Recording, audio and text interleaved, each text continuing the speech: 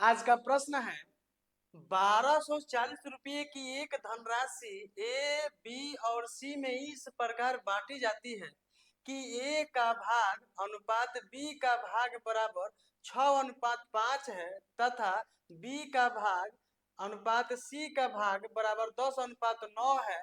तो सी का भाग ज्ञात कीजिए। मतलब ये कहना क्या चाह रहा है, एक धनराशि है जो 1240 रुपया है, इसको 3 भागों में बांटना है, ए, बी और सी भागों में बांटना है।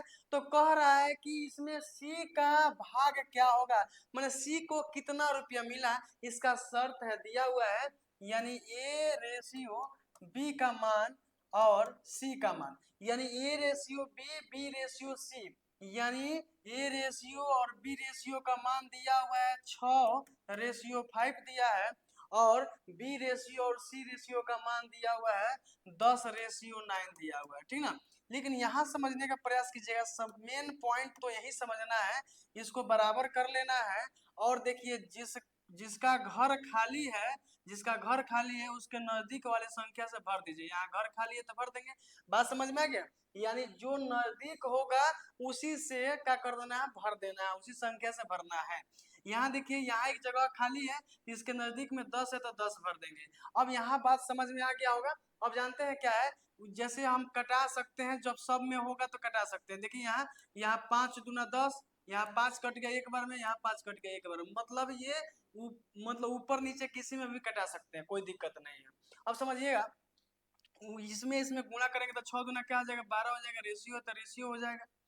एक में 10 से गुणा करेंगे 10 हो जाएगा, रेशियो तो रेशियो हो जाएगा। एक में 9 से गुणा करेंगे 9 हो जाएगा।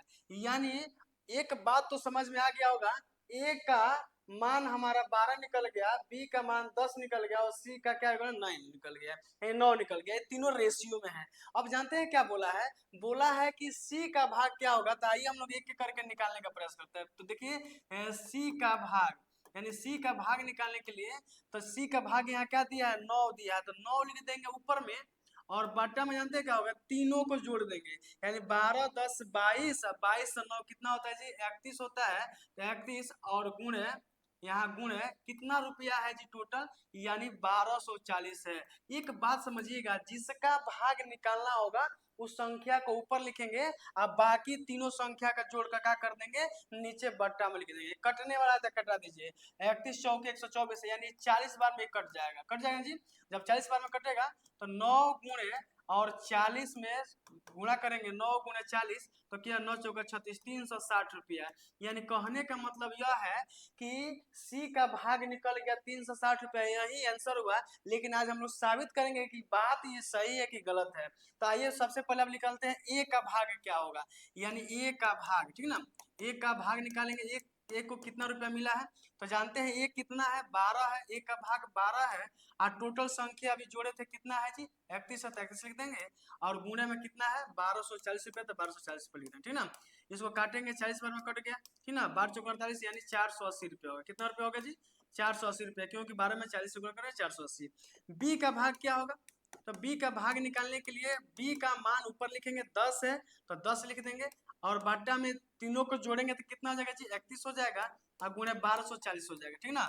यानी 1240 रुपया हो जाएगा, काट देंगे, 40 बार में कटेगा, ये कितना हो जाएगा जी, 400 रुपया हो जाएगा। अब समझिएगा, तीनों को जोड़ कर देखते हैं, यानी पहला का 360 रुपया, यानी सी का कितना रुपया मिला है, 360 रुपया मिला है, और ए को कितना रुपया मिला है, 480 रुपया मिला है, तो 480 रुपया हो जाएगा, और बी का कितना रुपया मिला है, 400 रुपया। इस तीनों को जोड़ने के बाद से हमको कितना आना चाहिए जी, 1240 रुपया आना चाहिए। जीरो का जीरो हो जाएगा, 8 से 14 हो जाएगा, हासिल 1 हो जाएगा, 4 से 8, 8 3 11 1 12, बिल्कुल राइट आंसर है। यानी तीनों का भाग निकल गया। सी का भाग, यानी सी को 360 पे मिला है, ए को 480 रुपये मिला है, और बी को कितना मिला है, 400 रुपये मिला है। यही हमारा क्या हो जाएगा जी, राइट आंसर हो जाएगा।